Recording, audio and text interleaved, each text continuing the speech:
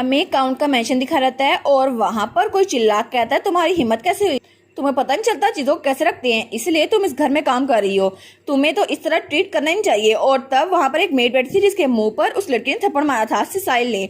वो कहती है तुम कर क्या रही हो, आखिर तुम दोबारा से मेरे लिए चाय क्यों नहीं लेके आती, तुम्हारी हिम्मत कैसे हुई, मैं तब देखो भी। तो वो मेड कहती है बस वो टेम्परेचर थोड़ा ऑफ था लेकिन मैं कोशिश कर रही थी। तो सिसाल कहती है तुम पागल हो गई हो क्या, तुम्हारी जैसी मेड जिसका कोई बैकग्राउंड भी नहीं है वो मेरे सामने बात करेगी। और तब उसके ड्रेस से पाँव रखती है और वो कहती है इसके अलावा तुमने ये फैब्रिक पहना हुआ है, तुम्हें पता नहीं अपनी औकात, जरा अपनी औकात में रहा करो और तुम्हें कुछ ज्यादा अप्रोप्रिएट दिखना होगा। और वो तो सामने बदतमीजी किए जा रही थी तो बाकी मेड भी वहां पर खड़ी थी।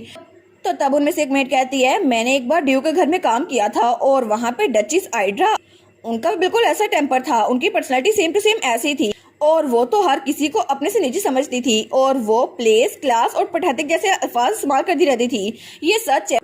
और उन जैसी इंसान वो तो हमेशा उन लोगों से नफरत करती थी जो उनसे नीचे हों और उनको ऐसा ट्रीटमेंट दिया करती थी। लेकिन ये कुछ अजीब नहीं है, इन्होंने कहा था कि ये एक गांव में रहती थी जब सर यूलियन उनके पास आए थे, लेकिन ये तो अपनी हरकतों से नोबल लग रही हैं और कितनी जरा बदतमीज है ना ये।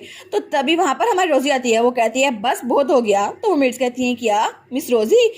तो हमारी रोजी उस मेड के सामने आती है और कहती है काउंट नोआट के घर में तुम ऐसे वायलेंस नहीं कर सकती सर्वेंट के खिलाफ, ये बिल्कुल मना है और तुम इतनी बदतमीजी क्यों कर रही हो। तो वो लड़की कहती है क्या तुम्हारी हिम्मत कैसे हुई ये कहने की। तो हमारी हीरोइन उसके हाथ कांप रहे थे, लेकिन वो सोचती है मेरी पुरानी लाइफ में रिग्रेशन से पहले वो तो मेरे मुंह पर थप्पड़ मारा करती थी कि तुम्हें और मेहनत करनी है और मेहनत करनी है, अगर तुम एक अप्रेंटिस के तौर पर पैदा हुई हो तो तुम्हें और मेहनत करनी चाहिए और तुम्हें सच में खुद पता करना है कि उस सेक्रेट बीज का मास्टर कैसे बन जा सकता है और तुम ये काम नहीं कर सकती। तो हमारी हीरोइन से माफी मांग रही थी, वो कहती है मुझे माफ कीजिएगा, मैं अगली बार ये कर लूंगी। और वो तो उसके पाँव पड़ गई थी। वो सोचती है पास्ट में तो मैं बहुत ज्यादा वीक थी और मैं सिसाइल से माफी मांगती रहती थी, जितनी बार भी मुझे मारती थी मैं उससे माफी मांगती थी। तो तब वो चिल्ला कहती है एक प्रीस्ट की डॉटर, उसकी इतनी हिम्मत कि वो मुझसे सवाल पूछ सके, तुम्हें पता नहीं है तुम्हारी औकात क्या है। तो तभी रोजी बहुत ज्यादा डर गई थी, लेकिन वो सोचती है हालांकि अब मेरी पोजीशन डिफरेंट है लेकिन जब भी मैं उसको देखती हूँ तो मैं सांस नहीं ले पाती, मेरे दिमाग में डर बैठा हुआ है। तो सिसाल कहती है तुम्हारी हिम्मत कैसे हुई मेरे सामने आने की। तो वो मेड्स कहती हैं लेकिन ये क्वालिफिकेशन की बात कर रही है ना, तो लेडी रोजी वो तो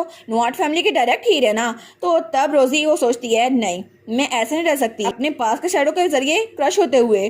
तो तब वो कहती है हाँ ये सच है, मेरे फादर एक प्रीस्ट थे और मुझे ये भी पता है कि मेरे पास सेक्रेट पावर है, लेकिन तुम मुझे ऐसे ट्रीट नहीं कर सकती। और मर्सी, लव, एम्पैथी और अंडरस्टैंडिंग ये टेम्पल की वैल्यूज हैं जिसके बगैर कोई भी प्रीस्टेस नहीं बन सकती। तो तुम्हें इस बात से फर्क नहीं पड़ना चाहिए मेरे पास कितनी कम सेक्रेट पावर है, मैं इस बिहेवियर को बिल्कुल भी कबूल नहीं करूंगी, तुम ऐसे कैसे कर सकती हो। तो वो लड़की कहती है तुम पागल हो गई हो, तुम्हारी हिम्मत कैसे हुई कि तुम जैसी छोटी सी लड़की वो मेरे सामने जुबान चलाए, तुम्हें पता भी है मैं कितना इंपॉर्टेंट हूँ। और तभी वो उस पर हाथ उठाने लगती है और तब वो कहती है तुम्हारी हिम्मत कैसे हुई तुम बदतमीज लड़की। लेकिन तभी उसका हाथ वहीं पर रुक जाता है क्योंकि वहां पर उसके ग्रैंडफादर की आवाज आती है, आखिर यहाँ पर हो क्या रहा है। और रोजी तो बहुत ज्यादा डर गई थी। तो उसका ग्रैंडफादर वहां पर आता है, कहता है तुम्हारी हिम्मत कैसे हुई मेरे घर में मेरे लोगों पे हाथ उठाते हुए। तो वो लड़की डर गई थी। तो रोजी का ग्रैंडफादर कहता है तुम हो कौन, आखिर तुम यूलियन की वजह से यहाँ पर आई हो, लेकिन तुम ऐसे एक्ट कर रही हो जैसे हमेशा से यहाँ पर रहती थी। तो वो लड़की कहती है क्या यहाँ पर कैसे आ गया। तो तभी वो अपना पेट पकड़ लेती है। तो तभी वो कहती है ओ मेरा स्टमक बहुत ज्यादा दर्द कर रहा है, ओ माय गॉड मुझे लगता है मेरी तबीयत खराब हो रही है। तो सिसाइल रोने की एक्टिंग करते हुए कहती है नहीं प्लीज, यूलियन पहले अपनी मेमोरीज खो चुका है, लेकिन अगर ये बेबी मुझे छोड़ के चला गया तो फिर। और वो तो ड्रामे किए जा रही थी, वो कहती है बेबी मेरा बेबी। लेकिन तभी उसका ग्रैंडफादर कहता है लगता है इसको रेस्ट की जरूरत है तो इसको मेडा ले जाओ। तो उसकी मेट कहती है क्या। तो तभी सिसाइल सोचती है मेडा, आखिर वो कौन सी जगह है। तो वो मेड सोचती है मेडा, लेकिन क्या ये सच में इतना सीरियस है। तो लड़की सोचती है आखिर ये मेडा है किस जगह जहां मुझे ये भेज रहा है। तो तब उसका ग्रैंडफादर कहता है तुम लोग कर क्या रही हो, जल्दी करो। वो कहती है जी काउंट। तो तभी वो अपनी रोजी के पास आता है और कहता है क्या तुम ठीक हो रोजी। वो कहती है जी ग्रैंडफादर। तो तब वो कहता है सिसाइल अब तुम जब तक डॉक्टर नहीं रहता तब तक तुम मेडा में रहोगी और डॉक्टर ने कहा तुम रेस्ट करो। तो वो कहती है क्या ये मुझे वहां पर भेज रहा है, लेकिन ये जगह आखिर है क्या। और तब हमारी हीरोइन को याद आता है जब वो अपने ग्रैंडफादर के पास गई थी, उसने कहा था ग्रैंडफादर प्लीज आप मेरी बात सुन ले, सिसाइल को रेस्ट्रिक्शन में रखें प्लीज, मैं आपसे कुछ और नहीं मांगूंगी। तो ग्रैंडफादर कहता है क्या बिहेवियर रिस्ट्रिक्शन, लेकिन क्या वो जरूरी है। तो वो कहती है जी बिल्कुल, प्लीज उस लड़की को मेडा में रखिएगा और मैं अपॉर्चुनिटी क्रिएट कर दूंगी, लेकिन आपको पता होना चाहिए कि उसको उसको आउट ऑफ कंट्रोल होने से कैसे रोकना है। और वो सोचती है मेडा वो तो एक ऐसा एनेक्स है जो कि डीपेस्ट पार्ट में है नॉर्थ स्टेट के, और दूसरे लफ्जों में कहूँ तो वो बहुत ज्यादा आलीशान जेल है जहाँ पर ग्रैंडफादर उन लोग को रखते हैं जिन पर उनको शक होता है कि वो हमारे एनिमीज ना हो, चाहे वो मेहमान के तौर पे क्यों ना आए हो, लेकिन किसी को शक नहीं होता कि वो जेल में रह रहे हैं। तो उसके ग्रैंडफादर सोचते हैं अच्छा तो ये जानती है वो कौन है। तो तब हमारी रोजी के हाथ कांप रहे थे। वो कहता है क्या तुम उस औरत को जानती हो।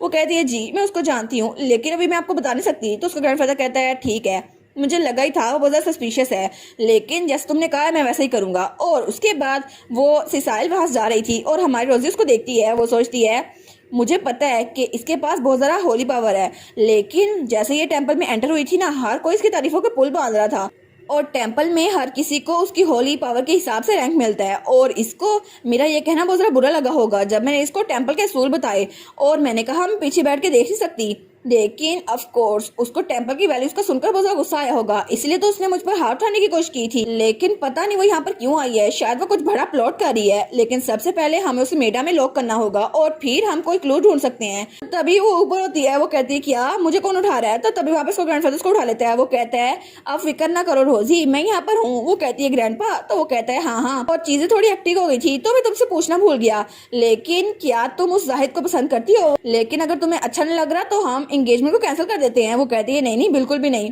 वो तो बहुत ही ज्यादा हैंडसम है और वो तो मुझे पसंद करता ही नहीं है। तो उसका ग्रैंडफादर कहता है क्या उसकी हिम्मत कैसे हुई कि मेरी ग्रैंड डॉटर को पसंद ही ना करे, वो डैम ब्राट, मैं अभी उसका मुंह तोड़ देता हूँ। वो कहती है प्लीज काम डाउन ग्रैंडपा, आप उसके जरिए ग्रैंड नोबल की काउंसिल को अटेंड करने वाले हैं तो प्लीज थोड़ा शांत हो जाए। वो कहता है हाँ ये ठीक तो है, लेकिन तुमने कहा तुम उसे चाहती हो और अगर तुम्हें उससे जान छुड़वानी हो तो उससे एंगेजमेंट तोड़ लेना, मैं तुम्हारे साथ ही खड़ा हूँ ठीक है, तुम्हें ये सब कुछ करने की जरूरत नहीं है। और वैसे भी अगर वो तुम्हारे साथ बदतमीजी करे तो मुझे बता देना, मैं उसको पूछूंगा।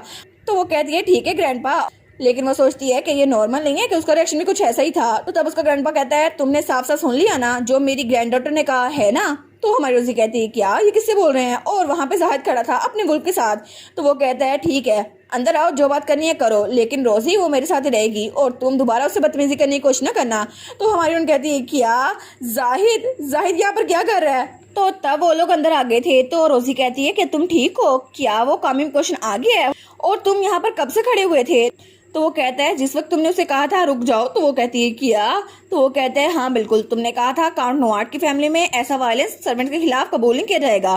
तो हमारी सोचती है क्या इसको सारा कुछ पता है। वो कहता है मैं कुछ और बोलूं। वो कहती है नहीं मैं ठीक हूँ। और वो सोचती है स्टार्ट से सब कुछ देख लिया। तो तभी वहां पर उसका ग्रैंडफादर आता है। वो कहता है ओए ब्रैड तुम्हारी हिम्मत कैसी हुई, तुमने कहा तुम मेरी ग्रैंडडॉटर को पसंद नहीं करते, लेकिन क्या सच में तुम उसमें बिल्कुल भी इंटरेस्टेड नहीं हो। लेकिन तुम्हारी इस बात को मैं जाने दे रहा हूँ क्योंकि तुम अभी भी छोटे बच्चे हो। तो तब वो कहता है लेकिन अगर तुमने दोबारा से मेरी रोजी के साथ बदतमीजी करने की कोशिश की ना तो जैसे तुम बड़े होगे ना मैं बिल्कुल भी चुप नहीं बैठूंगा। तो हमारी सोचती है वाह ग्रैंडपा तो बहुत जरा पैटी लग रहे हैं, लेकिन वो तो छोटा बच्चा है। तो उसका ग्रैंडफादर कहता है और कभी ये ना सोचना कि मैं बिल्कुल बच्चों की तरह बिहेव कर रहा हूँ, मैं बिल्कुल बच्चों की तरह बिहेव नहीं कर रहा, मैं एक स्लेव रह चुका हूँ तो मैं बाकी बोर्न नॉबल से बिल्कुल डिफरेंट हूँ।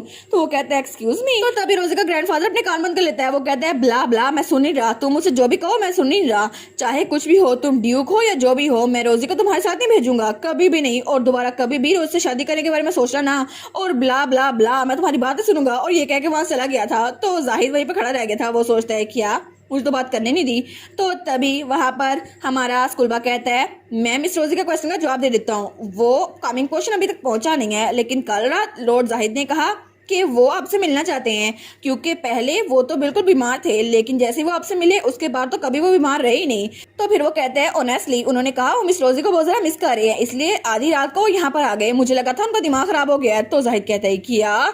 तो रोजी कहती है ओ माई गॉड क्या तुम सच में मुझे इतना पसंद करने लगे हो, लेकिन मुझे लगा था तकरीबन 10 साल लगेंगे, लेकिन तुम चंद ही घंटों में मेरे प्यार में पड़ गए, लेकिन क्या मेरा चार्म इतना ज्यादा अमेजिंग है, अभी तो मैं सिर्फ 12 साल की हूँ। तो वो कहता है नहीं ऐसा कुछ भी नहीं है। वो कहती है और अभी तो हम लोग शादी नहीं कर सकते ना जब तक हमारा डर नहीं बन जाते हैं। वो कहता है मैंने कब कहा हम शादी करने वाले हैं।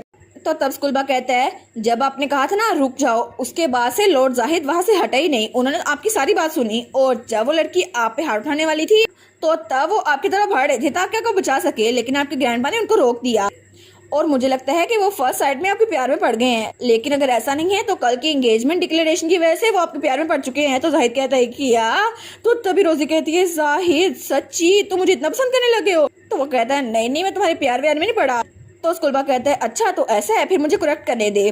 वैसे भी इन्होंने जो कहा है वो सच नहीं है मिस रोजी। तो वो कहता है मैंने कहा ना नहीं ये सच नहीं है, मैं कोई तुम्हारे प्यार व्यार में नहीं पड़ा। तो तभी उसका वुल्फ वो चिल्लाई जा रहा था। वो कहता है शादी कर लो ना, इससे शादी कर लो। और उसकी आवाज़ सिर्फ हमारी रोजी को सुनाई दे रही थी और किसी को भी नहीं।